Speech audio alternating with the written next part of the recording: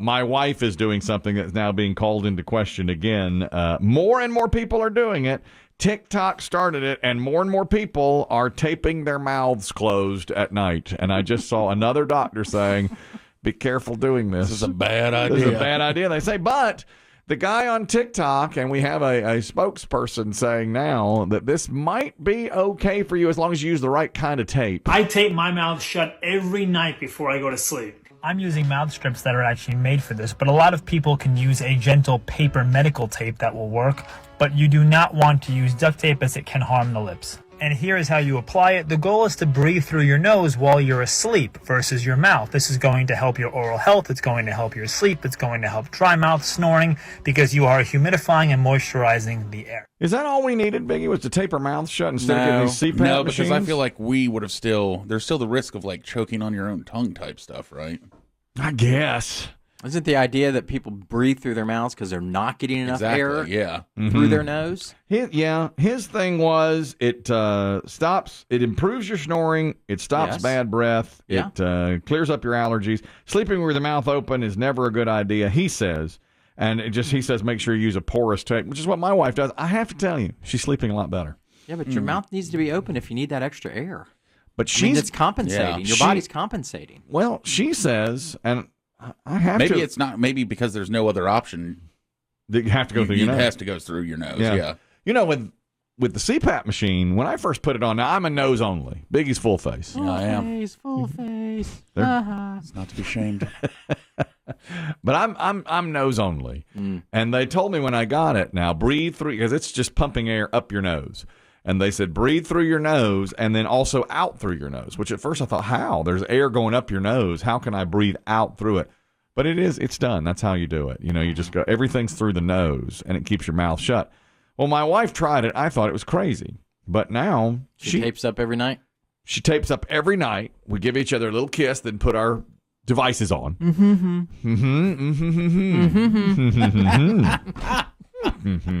And then sometimes, though, it's like, can you pick up Catherine at school? Yeah. You know, then it's like, you have to get that. You have to understand. And sometimes, what were you thinking today?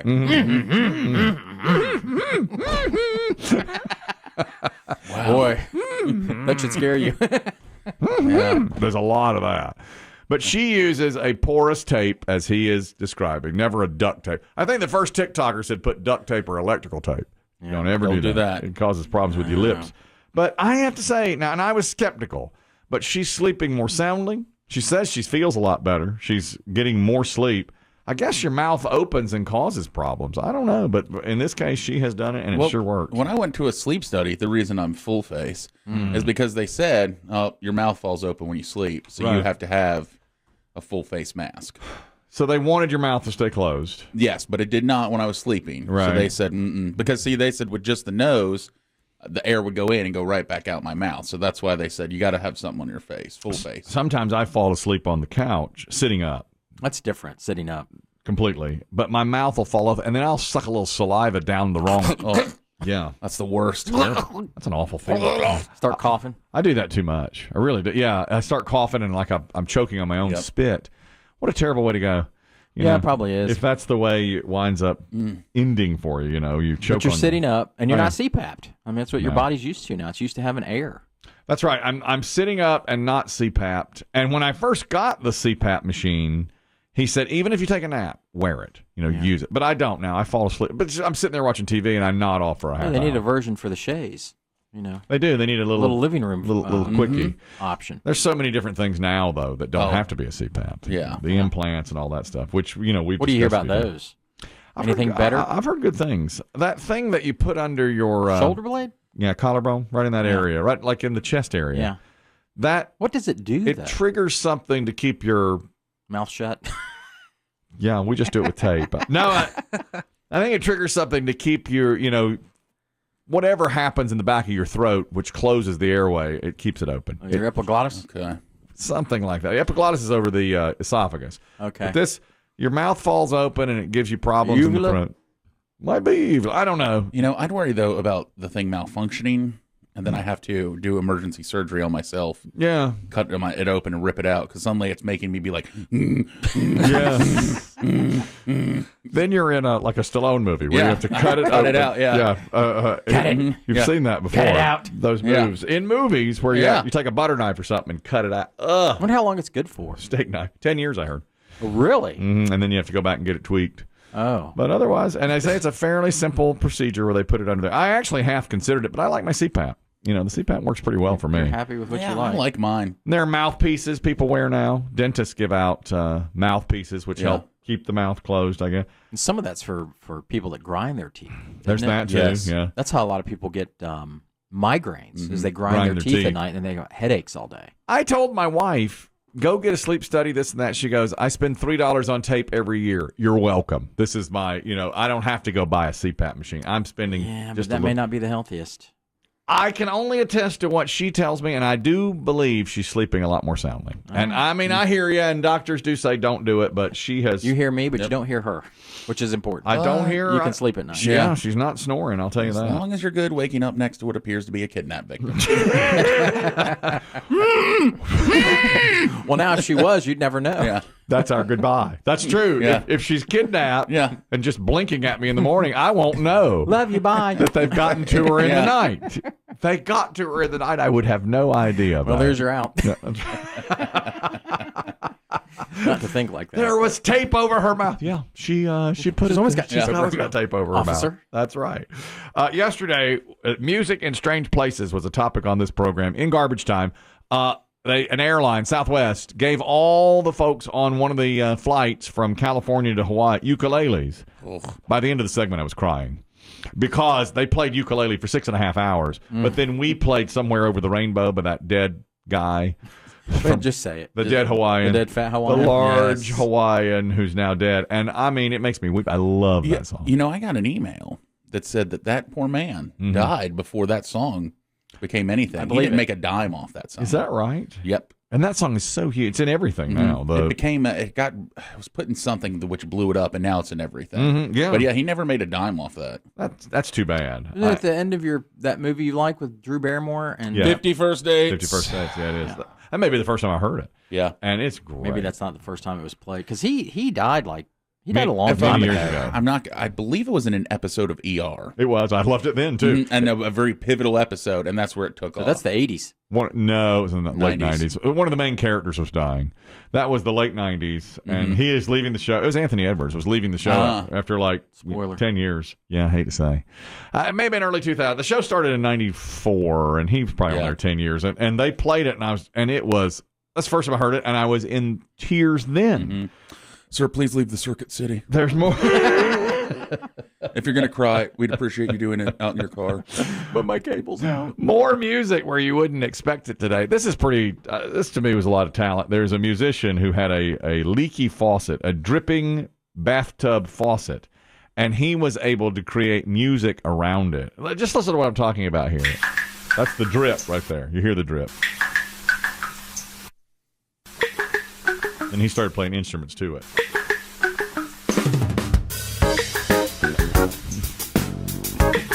Dave, you're a musician. You could do something like that. I couldn't do this. It's pretty amazing, isn't it? No. Yeah. I like that. It's cool, isn't it? He's got a bass, a 6-string guitar, some drums, and an electric keyboard. So he took it. Slightly jazzy. There's so much talent out there that people have to do stuff like that. And then he had, this is a different sound that the dripping faucet made. He did a song around that too.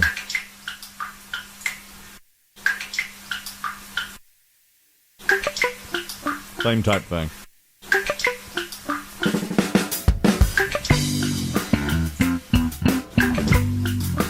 Damn. We'll be using them as music intros and outros here. Baseline. That's nice. That's your type of music, Dave. It's almost got a little Steely Dan flavor to it. All around a dripping faucet. That's pretty cool. That's pretty cool, isn't it? I mean, that's better than the ukulele on the plane. Hey, man, write it and make some money on it. He knows what he's doing. Mm-hmm. There's a I'm talking about music from strange places. Some residents in Utah were lifting their toilets and hearing musical notes. This is fascinating to me. You are into this. Well, yeah. What was happening was apparently they're playing tones down under the sewers in Salt Lake City. One woman posted about it on her neighborhood app next door, and other residents are saying, yeah, I'm hearing this too. Mystery's been cleared up. The Salt Lake City Department of Public Utilities said the sound was coming from a sewer line rapid assessment tool, or what they call the sewer rat rapid assessment tool. It sends tones from one end of a maintenance hole to another. And that's what I find fascinating. That's how they find clogs. Yeah, they send tones. So if you hear it, or how it comes out. Or if you don't hear it. Yeah, as you don't hear it, or you can tell just how it comes out that it's it's partially clogged. They say a change in volume indicates a blockage, and you need to clean the pipe. And so people were opening their toilets, and this is what it sounds like. They're running the tones through there.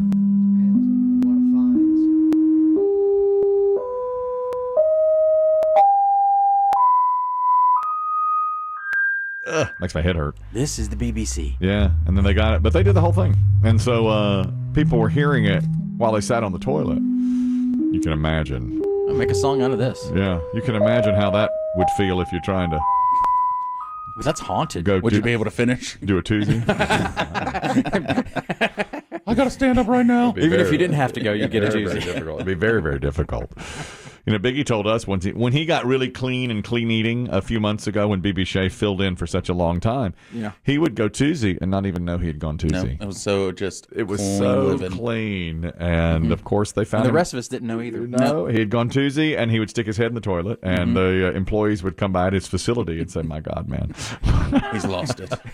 That's what we call a phantom Tuesday. What's going on with you? Yeah, you'll get a Phantom Tuesday from time to time. Yeah, where'd it go? This is musical as well. There's a new video game out.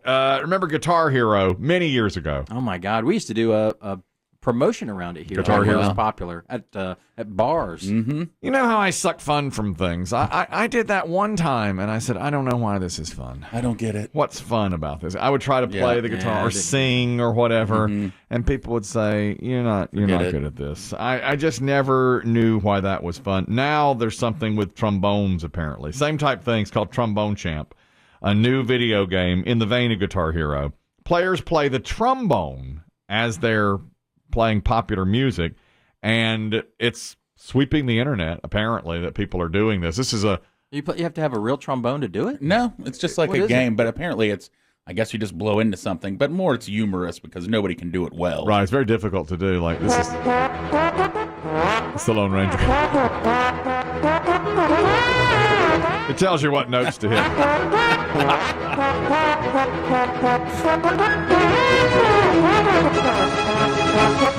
It says it makes each player sound as if they're inebriated in playing the trombone.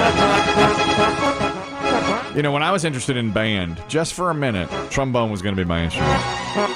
But I couldn't make it any sound at all. It would just be like blowing air through a tube, you know? Our band teacher used to say the trombone's the hardest one to teach. The toughest one. I played trumpet for a year. You played trumpet for a year? In the 6th grade. Really? Uh-huh. And I was terrible at it. You played trumpet? They made us pick an instrument, and I played trumpet for a year. And I was so bad that I faked through the school concert. You didn't actually blow into it? No. You didn't blow into it? No, I was sitting in like the middle chair, and the two kids next to me played. And the one kid said to me, he's like, you're not playing, dude. And I said, I know. Yeah. I said, I'm terrible. Like, you don't want me to do this. You messed I had it up. private lessons and everything. And you weren't good enough at it. No, I always thought it was disgusting. Oh, because of the spit valve. Spit thing. Yeah. Yeah. So you had to pour it out. I would sit there with this old man who was my teacher, the personal teacher, in this tiny room in like a music center. And he'd try to show me, but I was so focused on watching him spit. Yeah, he had so much spit coming out of the trumpet, and it right on the floor. You should have. You're younger than me. You should have more spit. Yeah. Oh yeah, and Show me your spit. Yeah, but I never, because he kept saying your cheek, you know, you have to do your cheeks a certain way, and he kept saying, "Oh, your cheeks are out. Your cheeks are out." Yeah. And once that school concert was done, I looked at my parents. I was like, I never want to do this again. Take this back. It is somewhat gross. Yeah. The spit thing. Yeah. That's the thing for any instrument. When we were sort of trying to learn that. Anything you blow in. That's exactly right. Yeah, but it was for one school year, and I hated it the entire time. Some choose the skin flute. Others choose... I mastered that years later. The trombone. Still a professional. That's Biggie on trombone. Oh, yeah. They isolated it. Absolutely Yeah. brilliant. We need to save this. Yeah. Biggie. Biggie on trombone. Anyway, this is the new game. What do you do? Is it like, do you have to have a whatever Xbox or something? I'm sure I have to look this game up. I don't know much about it, but it is something I do. That seems fun. A lot of people apparently are getting into that. Does seem like at a bar to have one of those. Oh, absolutely. Something like that would be fun. That's all about getting drunk and playing. There's a comedian named Joe Coy. We were talking about CPAPs a minute ago, and my wife tapes up her mouth every night. Good. Nothing wrong with it. No. Completely normal. Completely normal. Who doesn't? She tapes up her mouth. And Joe Coy, I just heard this comedian, he's got a Netflix special now talking about a CPAP machine that he uses. No one takes sleep apnea serious. They laugh when I say I have that problem. Ha ha, it's funny. Any potential of having a relationship, done the minute I put the damn mask on. It sucked. It got to the point where I'd hook up with a chick, and when we were done, I'd be like, you gotta leave now. This one girl got mad, like, seriously? I was like, no, that's not why. It's just that I have to wear something to sleep. And it's embarrassing, and I don't want you to see that. That's all. It's not that. Not at all. I like you. I want to continue dating you. It's just, you gotta wear something. Wear it. Are you sure? Yes. Oh my God. What is it, Invisalign? Way bigger than that. Well, I don't care. Put it on. Are you sure? Yes. I like you. Wear it. All right. I'm gonna put that thing on.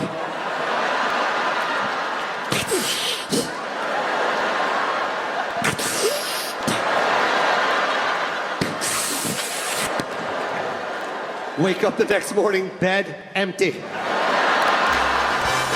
Just a note that says, I didn't know you were Bane.